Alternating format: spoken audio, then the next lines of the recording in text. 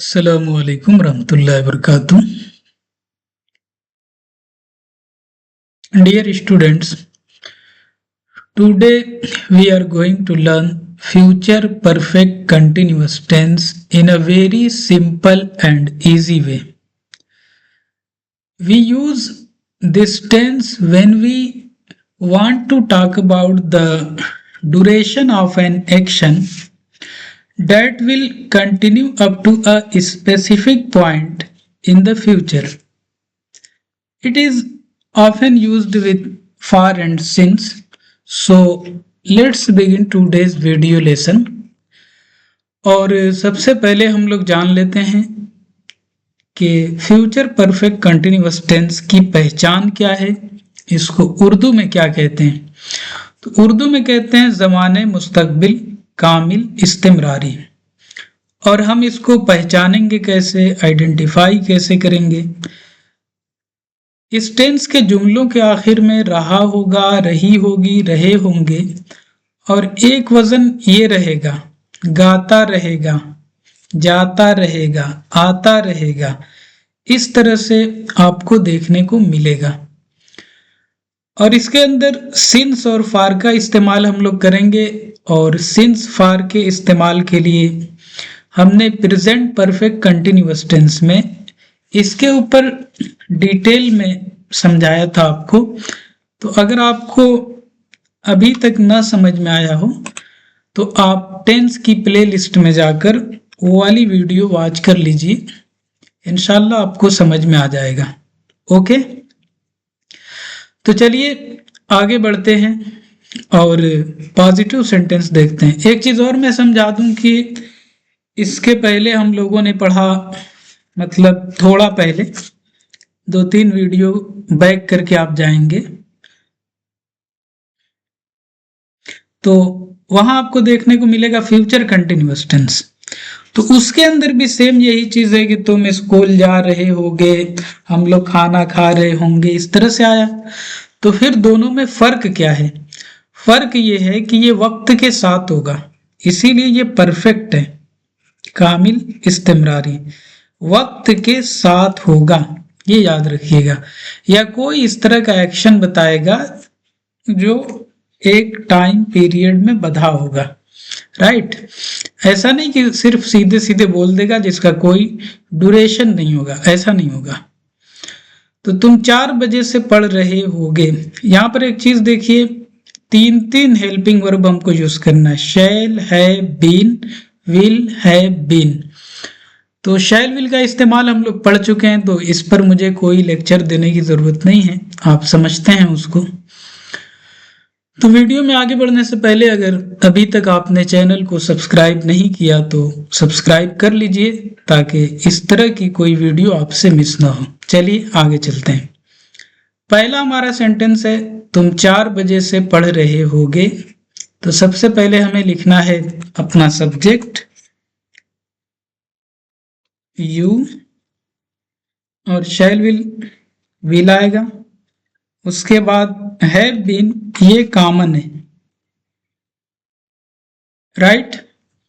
You will have been. अब यहां पर है वर्ब पढ़ना, read. You have been reading, क्या पढ़ रहे होगे ये तो नहीं दिया है, तो ऑब्जेक्ट छोड़ दीजिए, सिंस और फार के ऊपर आ जाते हैं। तो यहां पर हम लोग यूज करने वाले हैं 4 बजे। ये पॉइंट ऑफ टाइम है, घड़ी की अंग्रेजी है, फिक्स है, मुतय्यन है। तो यहां पर हम सिंस यूज करेंगे। सिंस 4 बजे, 4 o'clock, 4 o'clock। और ये आपका बन गया सिंपल। तो सबसे पहले हमने सब्जेक्ट लिखा, शैल विल में से हमने विल का यूज किया है, बिन कॉमन है उसको यहाँ पर यूज किया। उसके बाद वर्ब मतलब फेल, फेल कहते हैं काम को, काम है पढ़ना, तो यहाँ पर उसको लिखा रीड, उसके अंदर आईएनजी ऐड कर दिया, रीडिंग। ऑब्जेक्ट था ही नहीं, इसको छोड़ दिया। सिंस और फार में से हमने सिंस को पिक किया और उसके बाद टाइम लिख दिया 4 o'clock। तो इस फार्मूले पर, इस स्ट्रक्चर पर हमने इस सेंटेंस को डाल दिया and that is it. Complete. Next sentence, मैं 3 घंटे से बच्चों को पढ़ाता रहूंगा। तो हमारा सब्जेक्ट है मैं, अंग्रेजी होगी आई, शैल विल में से शैल, उसके बाद हैव बीन, और इसके बाद वर्ब आएगा पढ़ाना, teach, I have been teaching.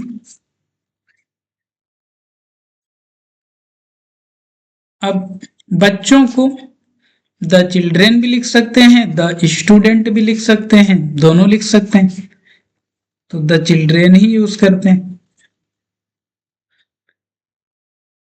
मतलब वक्त के एतबार से और सेंटेंस के कॉन्टेक्स्ट में अगर हम देखें तो स्टूडेंट भी लिख सकते हैं, नहीं तो चिल्ड्रेन भी लिख सकते हैं, नो डाउट।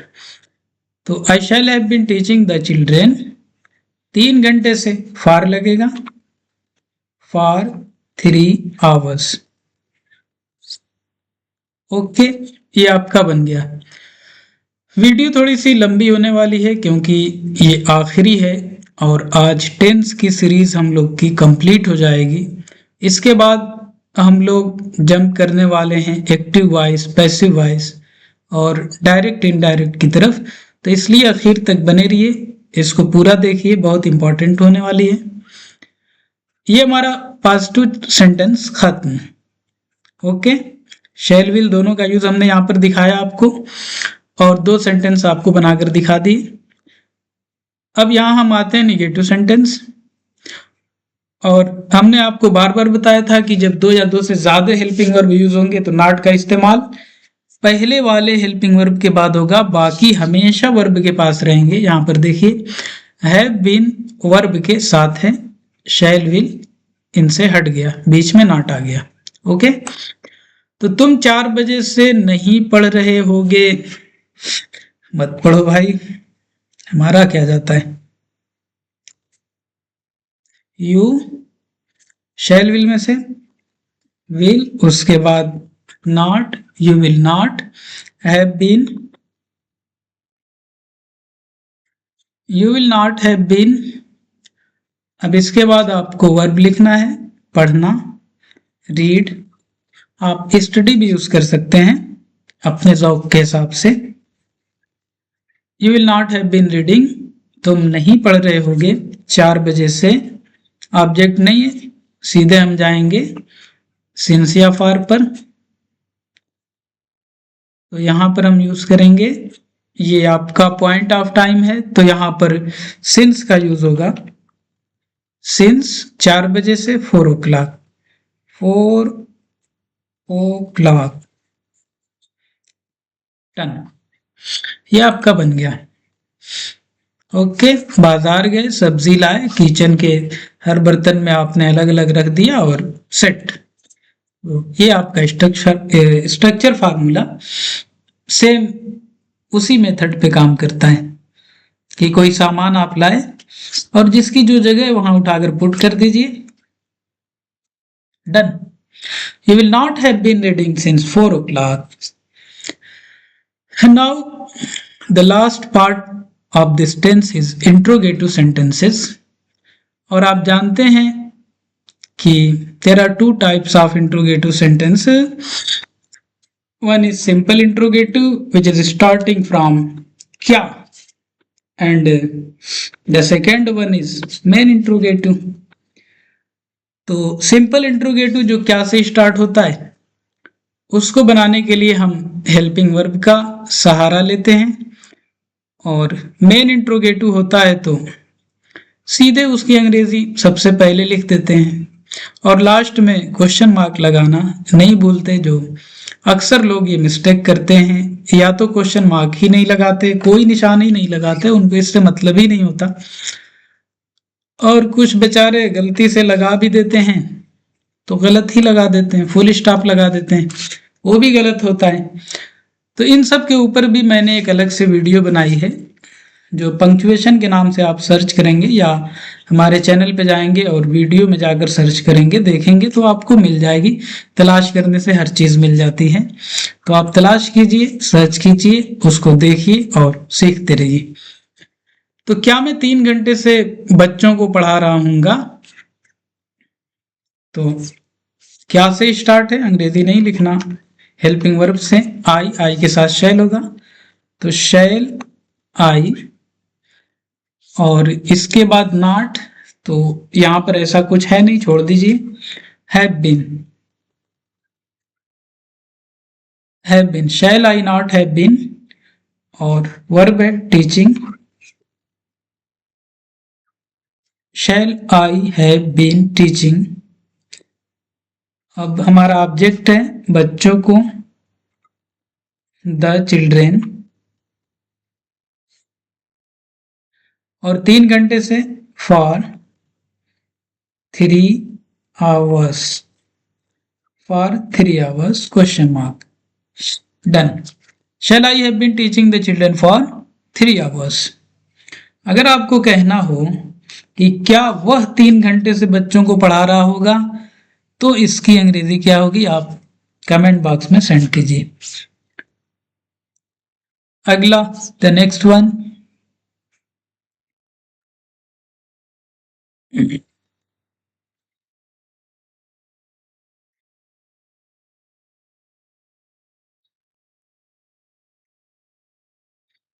यहां पर है, तुम 4 बजे से क्यों नहीं पढ़ रहे होगे। तो सबसे पहले क्यों, इसकी अंग्रेजी लिखेंगे हम लोग, क्वेश्चन वर्ड है वाई, और उसके बाद शैल विल, तो हमारा सब्जेक्ट है तुम, उसके अकॉर्डिंग विल आएगा, विल, उसके बाद subject you, why will you, question word helping verb subject. Not लिखना है, चेक कर लीजिए, यहां पर लफ्ज मौजूद है, नॉट लिखिए, वाई विल यू नॉट, उसके बाद हैव बीन। अब जो फार्मूला नहीं देखेगा 100% वो हैव बीन को मिस करने वाला है। तो क्या आप भी चाहते हैं कि आप भी मिस कर दें? Of course not, right. तो फार्मूला आप बिल्कुल अपने नोटबुक के टॉप पे लिखिए, ताकि जब भी आप सेंटेंस बनाएं तो आपके सामने रहे। एक चीज और, हमने जानबूझकर इसको छोटा कर दिया है, इसके पीछे रीजन है कि ये एक लाइन में आ जाए। तो आप भी जब स्ट्रक्चर फार्मूला लिखें तो हत्तल इम्कान कोशिश करें कि वो एक लाइन में आ जाए। एक लाइन में होने से ये फायदा होता है कि सिलेक्शन में आपको बहुत आसानी होती है, और एक लाइन में पूरा फ्रेम आपको दिख जाता है, राइट। तो चलिए, why will, question word helping verb subject not, have been, यहां तक हम लोग आ गए। अब वर्ब लिखना है, वर्ब है पढ़ना, रीडिंग, रीडिंग। तो तुम क्यों नहीं पढ़ रहे होगे, बच गया हमारा वर्ब। इसमें थोड़ा सा ऐड कर देते हैं ऑब्जेक्ट भी, अंग्रेजी लगा देते हैं, राइट। तुम 4 बजे से अंग्रेजी क्यों नहीं पढ़ रहे होगे, इंग्लिश,